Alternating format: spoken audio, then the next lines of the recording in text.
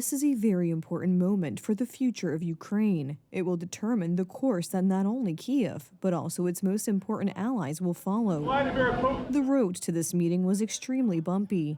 In the end, the two sides came to an agreement at a surprisingly fast pace. I think I have a very good relationship with President Zelenskyy, and now we're doing the deal, and we're going to be in there. We're going to be actually in there, digging our hearts out, and hopefully, we need the rare earth, and we have some here, but we don't have enough.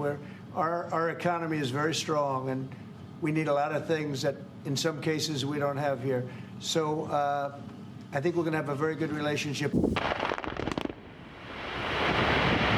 An idea arose to create a joint U.S.-Ukrainian fund to help rebuild the country after the war, but also to give American companies a share of the mining market. Until a week ago, it seemed that nothing would come of the agreement. However, it is clear that both Kiev and Washington have changed the narrative. Thank you so much.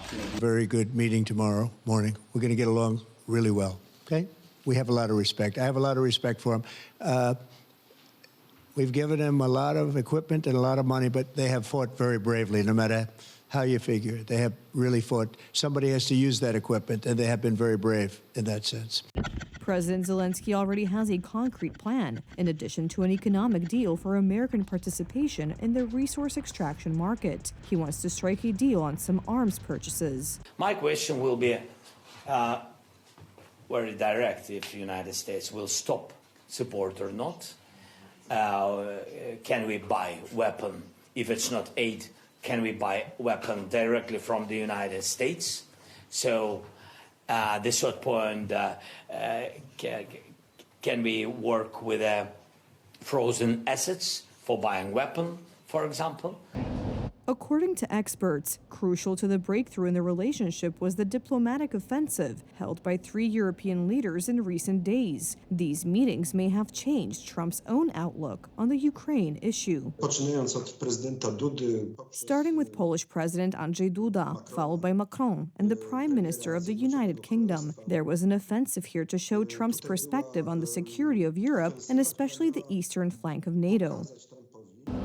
Both the French president and the British Prime Minister declared their readiness to send a stabilization force to Ukraine to help uphold the principles of a possible truce. And I'm clear that the UK is ready to put boots on the ground and planes in the air to support a deal, working together with our allies, because that is the only way that peace will last. Poland, on the other hand, can play a key role here in terms of logistics, but also become part of strategic changes to the U.S. military infrastructure in Europe. Warsaw is pushing for an increase in the American contingent in Poland. All the more so because today it is still unclear whether there will be a ceasefire and lasting peace in Ukraine at all.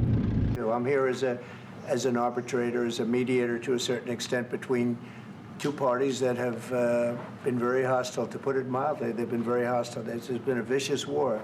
This has been a vicious war. What will happen then? All options are on the table. This was said by Trump himself, who made it clear that the Kremlin's rejection of negotiations would involve ending the war through methods other than diplomacy.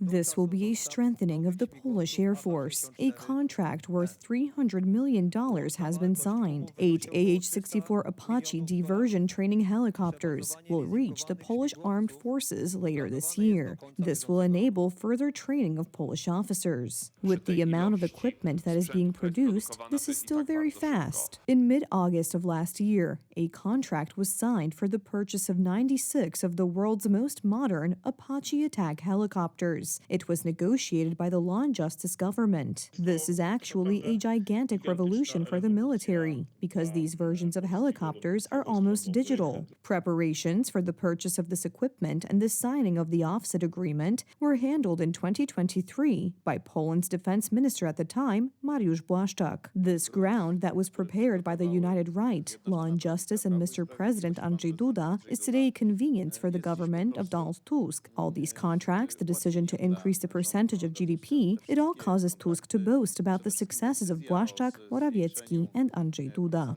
This is not the end of strengthening Polish security. Thanks to the long-standing efforts of the previous government and President Andrzej Duda, Poland will also receive 250 American Abrams tanks of the latest variant in the coming years. Already 116 such machines in a slightly older version are serving in our army. The Koreans have already delivered 12 combat aircraft, the F-A-50 Fighting Eagle. The American corporation Lockheed Martin has already delivered 4 F-35 aircraft Hussar. We see progressive deliveries of tanks, both Abrams tanks from the U.S. and K-2 Black Panther tanks from South Korea. Crab cannon howitzers from the Polish manufacturer Stalowa Wola Steel Mill, and from the Korean side, K9 Thunder. Currently, those in power are boasting about the purchase of Apache helicopters, despite their criticism of Mariusz Błaszczak's oversized procurement in recent years. Among those who criticized were the senator of Szymon Hołownia's Poland 2050, Mirosław Różański. It could also have been about a mania for greatness. I fear that the vision of the largest land army is a populist slogan. And this is left co-chairman Robert Biedroń when he ran for president in 2020. When Mr. President along with Macierewicz play with soldiers in the army as if they were toys, people say the real danger is the drought. When Law and Justice came to power in 2015, the approach to strengthening defense changed. It was then at the diplomatic level that President Andrzej Duda, among others, sought to increase the presence of American troops in Poland and increase defense spending.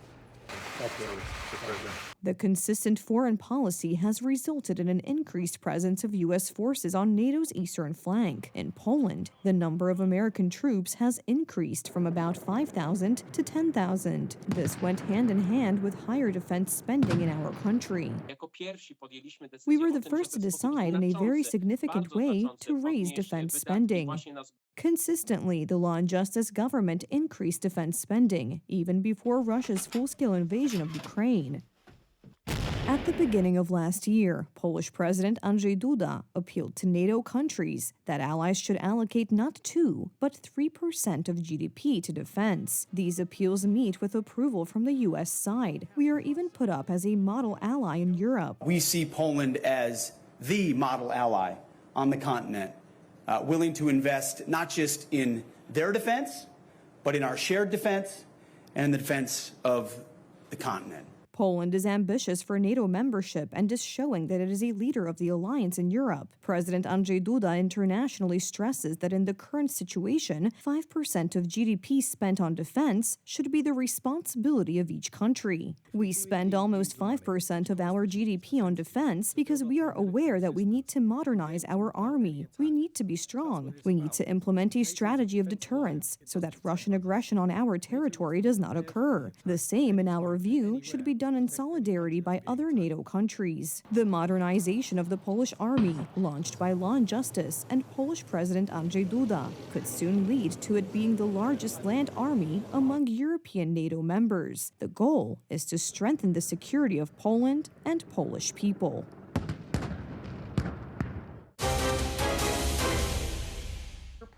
The U.S. Justice Department has released a new batch of files on a notorious sexual predator, the late Jeffrey Epstein, described as a sex trafficker for the elite. Attorney General Pam Bondi stipulates that this is not a client list. However, all the while accusing the FBI of withholding thousands of documents in the case. The potential client list, due to its numerous ties to billionaires, celebrities, academics, and world leaders, has attracted public interest for years.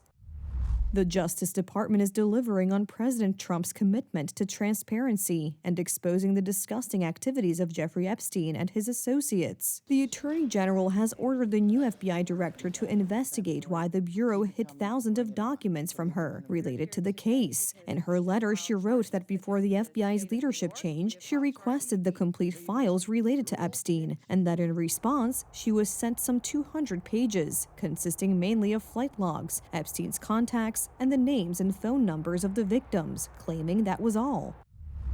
I repeatedly questioned whether this was the full set of documents, responding to my request, and was repeatedly assured that we had received the full set of documents. I learned late last night from a source that the FBI's New York field office is in possession of thousands of pages of documents related to the investigation and prosecution of Epstein. Many of the published documents had already been produced during the trial of Ghislaine Maxwell, the woman convicted of complicity in Epstein's crimes. This will make you sick. 200 victims, 200. So we have, well over 250 actually. So we have to make sure that their identity is protected. Epstein's criminal procedure consisted of creating a human trafficking network in which he recruited and sexually exploited young women and underage girls, some as young as 14. Epstein and his associates, including Ghislaine Maxwell, recruited victims under the guise of offering them jobs as masseuses. Every piece of information is like putting a puzzle together. You get one piece and that leads you to the next 2 or 3. So you think this is much bigger than Jeffrey Epstein? Oh yes, absolutely. There was a global network. This is not about celebrity. This is about ending this practice of human trafficking. Among the names in Epstein's book of contacts are actors Alec Baldwin and Dustin Hoffman, billionaire Richard Branson and former New York Mayor Mike Bloomberg, as well as former British Prime Minister Tony Blair. Entries also include Mick Jagger, Michael Jackson, as well as Bill Clinton or Bill Gates. First, there may be some other criminal proceedings and other investigations going on, which at this stage, it would still be good for the potential defendant not to know that the services are interested in him. This is the first issue. And the second issue is about protecting all those teenage girls who were driven to this island by Epstein. These are grown women today, often wives and mothers. Epstein committed suicide in 2019 while awaiting trial in prison. His partner and accomplice, Ghislaine Maxwell, often called a recruiter of teenage girls for the rich, is serving a 20-year prison sentence in a federal prison in Florida.